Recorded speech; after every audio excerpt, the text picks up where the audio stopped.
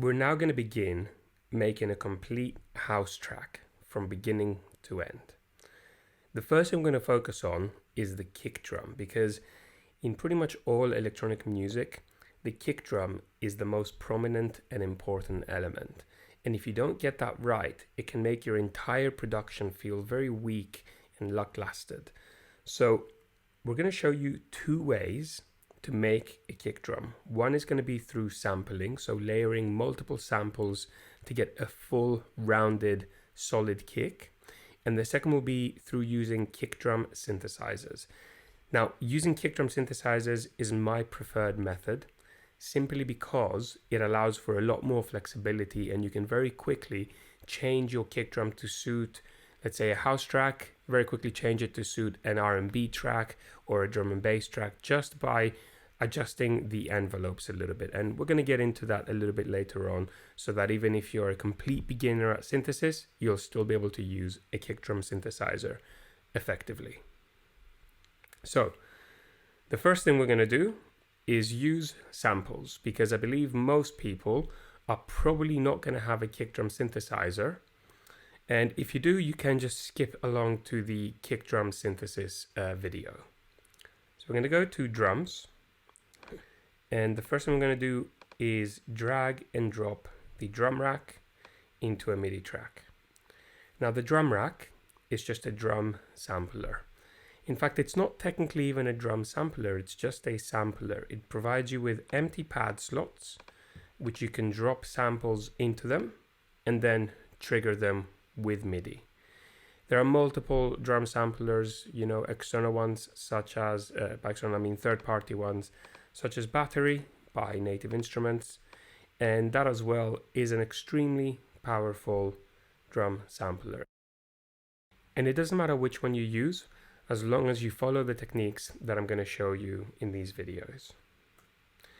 Okay, so we've got the drum rack. Now we're going to start by browsing through our kick drum samples. Just before I do that, I'm going to turn down the Q volume. This turns down how loud they are when we audition them. Okay, let's start by finding the first kick. Now, we're going to be looking for 3 kick drums. Each one is going to be used for a specific reason. Now, we're looking for a kick drum that contains a nice boomy low end. So that's the sub-fundamental frequency.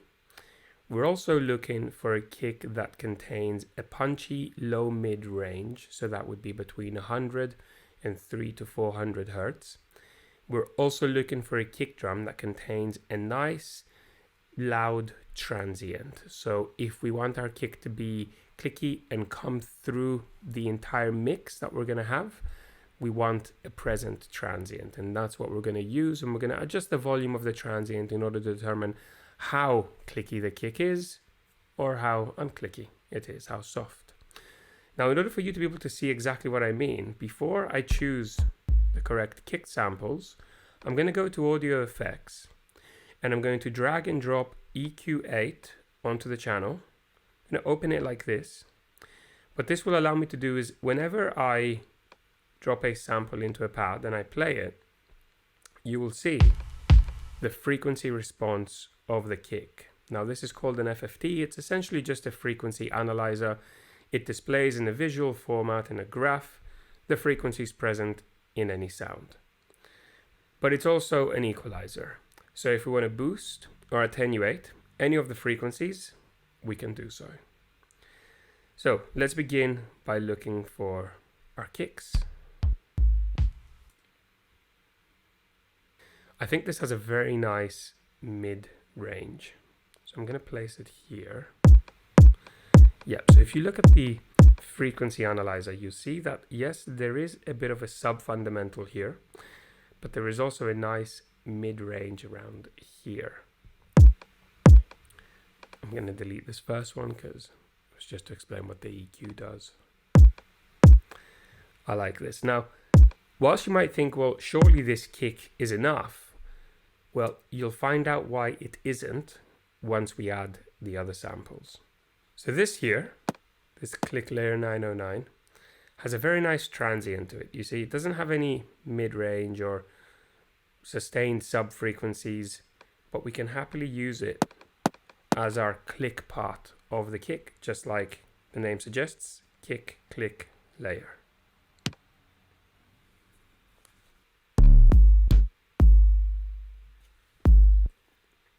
Finally, we're going to use this kick as our low fundamental sub kick.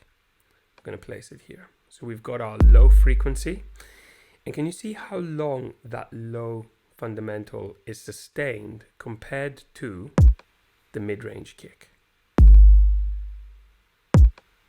And then our click part of the kick. Now we're going to layer these three together in order to make a really nice sounding full range kick drum. And we're going to get into that in the next video.